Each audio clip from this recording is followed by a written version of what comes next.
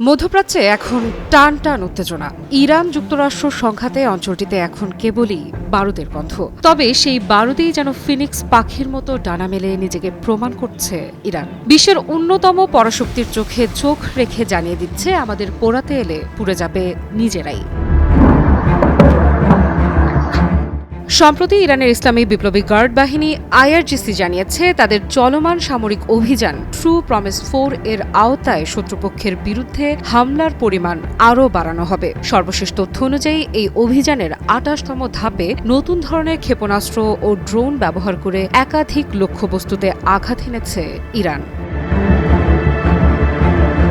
ইরানের বার্তা সংস্থা তাসনিম নিউজের বরাতে পার্স টুডে জানিয়েছে, আইআরজিসির আকাশ প্রতিরক্ষা ইউনিট এই হামলা পরিচালনা করে। এতে লক্ষ্যবস্তু করা হয় ইসরায়েলের তেল আবিব এবং বীর আল সাবা অঞ্চলের সামরিক স্থাপনা, পাশাপাশি আমেরিকার আল আজরাক বিমান ঘাঁটি। ইরানি সামরিক সূত্র বলছে, এ হামলায় ব্যবহৃত হয়েছে তাদের নতুন প্রজন্মের ক্ষেপণাস্ত্র প্রযুক্তি, যা দূরপাল্লা এবং উচ্চ ধ্বংস ক্ষমতার জন্য পরিচিত।